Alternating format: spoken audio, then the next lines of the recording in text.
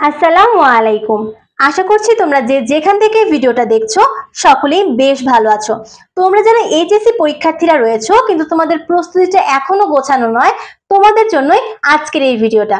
তোমাদের কিন্তু ইতোমধ্যে অনেকগুলো সাজেশন দেওয়া হয়েছে কিভাবে তুমি মাত্র কয়েকটা অধ্যায় পড়ে A+ পেতে পারো, সেই টেকনিক।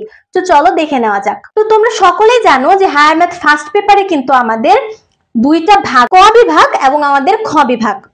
তো দেখো, ক বিভাগে কিন্তু আমাদের তিনটা অধ্যায় থেকে কোশ্চেন আসে। এক হচ্ছে আমাদের ম্যাট্রিক্স, সরলরেখা এবং বৃত্ত। এবং খ বিভাগ থেকে আমাদের চারটা কোশ্চেন আসে তিনটা অধ্যায় থেকে।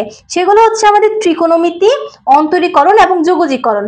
তো দেখো, আমাদের কিন্তু প্রত্যেকটা বিভাগ থেকে চারটা করে মোট 8টা কোশ্চেন আসে এবং প্রতি বিভাগ থেকে আমরা সর্বোচ্চ 3টা কোশ্চেন অ্যান্সার করতে পারবো। তো এর জন্য অনেকে দেখা যায় ক বিভাগ থেকে 3টা কোশ্চেন অ্যান্সার করে, যেহেতু ক বিভাগটা আমাদের জন্য তুলনামূলক ইজি। তো দেখো, আমাদের প্রথমে রয়েছে ম্যাট্রিক্স, এরপরে রয়েছে আমাদের সরলরেখা এবং আমাদের বৃত্ত।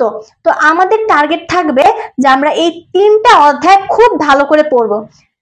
কি কি অধ্যায় পড়বো আমরা? সরলরেখা, ম্যাট্রিক্স এবং বৃত্ত। এই 3টা অধ্যায় থেকে আমরা 3টা সৃজনশীলে লেখা ট্রাই করব। তোমরা চাইলে ম্যাট্রিক্স এবং সরলরেখাটা পড়তে পারো। এই দুইটা অধ্যায় থেকে কিন্তু তোমরা 3টা সৃজনশীল 100% কমন পাবে। তাহলে তোমরা মাত্র 2টা চ্যাপ্টার যদি পড়ো তাহলে তোমরা 3টা সৃজনশীল কমন পাচ্ছ। এক হচ্ছে ম্যাট্রিক্স আর দ্বিতীয় নাম্বারটা হচ্ছে আমাদের সরলরেখা। হয়ে গেল আমাদের প্রথম ধাপ। এরপর হচ্ছে আমাদের খ বিভাগ। খ বিভাগ থেকে আমাদের ত্রিকোণমিতি, আমাদের অন্তরীকরণ এবং যোগজীকরণ থেকে কিন্তু আমাদের কোশ্চেন আসে। তো এখান থেকে আমাদের টার্গেট থাকবে, আমরা দুইটা যেহেতু অ্যান্সার করার, আমরা চেষ্টা করব ত্রিকোণমিতি অধ্যায়টা সব থেকে বেস্ট ভাবে পড়ার, কারণ এখান থেকে আমরা একটা সৃজনশীল মাস্ট পাবো। তাহলে কিন্তু তোমরা 4টা সৃজনশীল অ্যান্সার করে ফেলতে পারছো এবং 4টা সৃজনশীল অ্যান্সার যদি তুমি ভালো করে করতে পারো তাহলে কিন্তু তুমি A+ পেয়ে যাও। কিন্তু অনেকে আবার কি করে যে বিপরীত ত্রিকোণমিতিটা বাদ দিয়ে আমি একটু অন্তরীকরণটা দেখি, অন্তরীকরণ থেকে আমি 2টা সৃজনশীল 100% কমন পাচ্ছি, তাহলে আমি একটু অন্তরীকরণটা দেখি। একটু কষ্ট হলেও অন্তরীকরণ কিন্তু কিছু স্পেসিফিক টাইপ থেকে আমাদের কোশ্চেন চলে আসে।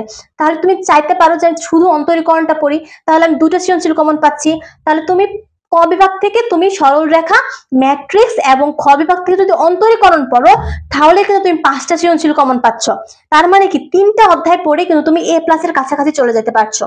তো বুঝতেই পারছো বিষয়টা কত ইম্পর্টেন্ট। অনেকে আসলে যোগজীকরণটা বাদ দেয়, তুমি বাদ দাও, কোনো প্রবলেম নেই। তুমি চাইলে এখানে ত্রিকোণমিতিও বাদ দিতে পারো, কিন্তু তোমার কাছে যদি এরকম হয় যে আমি অন্তরীকরণ বুঝি না, তাহলে সেক্ষেত্রে তুমি ত্রিকোণমিতি অ্যাড করতে পারো তোমার লিস্টে। ঠিক আছে?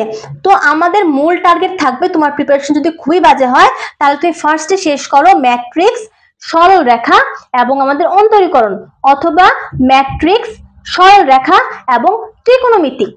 এই 3টা অধ্যায় পড়লেই তোমরা কিন্তু একদম পারফেক্ট একটা প্রিপারেশনে চলে যাচ্ছ। এরপর তোমরা বোনাস হিসাবে আরো কিছু অধ্যায় অ্যাড করতে পারো। কিন্তু বুঝতেই পারছো যে কত ইজিলি মাত্র 3টা চ্যাপ্টার পড়লেই আমাদের কাজটা হয়ে যাচ্ছে। ভিডিওটা দেখছো তোমরা সকলেই জানো যে আমাদের কিন্তু হায়ার ম্যাথে কিন্তু 2টা বিভাগ থাকে, একটা হচ্ছে ক বিভাগ, একটা হচ্ছে আমাদের খ বিভাগ।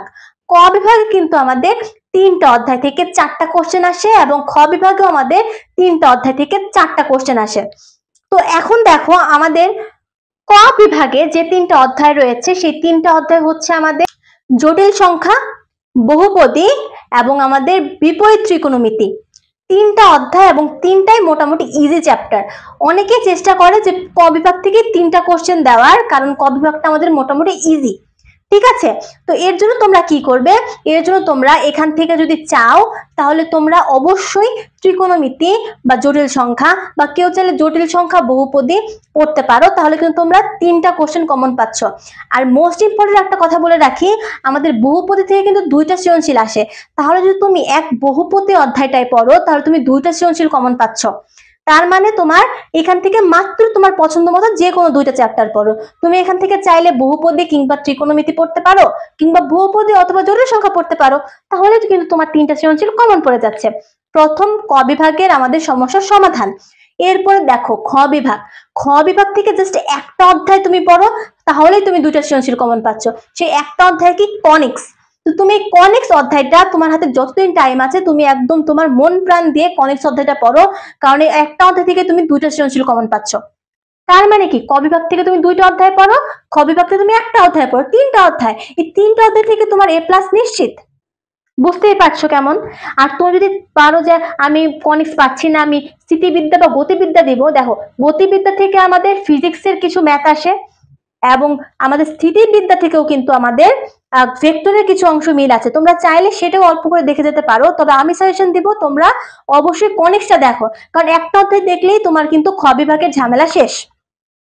তার মানে কি এই 3টে অধ্যায় পড়লেই তোমার A+ কিন্তু কনফার্ম, যদি মনোযোগ সহকারে পড়তে পারো। আর MCQ এর জন্য তোমরা টুকিটাকি যে তোমার কি বলবো যে তোমার, এবং MCQ এর জন্য তোমার বোর্ড কোশ্চেন গুলো সলভ করলে তোমার এনাফ। তো দেখো কত ইজিলি কয়েকটা দিন যদি আমরা জাস্ট এই 3টা অধ্যায় প্র্যাকটিস করি, তারপরেও কিন্তু তোমার প্রিপারেশন আগের থেকে অনেক বেশি মজবুত হয়ে যাবে, তাই নয় কি? তো আজকে হচ্ছে এই আমাদের সাজেশন। তোমাদের কোনো কোশ্চেন থাকলে অবশ্যই কমেন্ট বক্সে কমেন্ট করতে ভুলে যেও না, তোমাদের সকল কোশ্চেনের অ্যান্সার দিব ইনশাল্লাহ। তো আজকে এই পর্যন্তই, দেখো ইনশাল্লাহ পরবর্তী কোনো ভিডিওতে। সেই পর্যন্ত তোমরা সকলে সুস্থ থাকো, ভালো থাকো। আসসালামু আলাইকুম।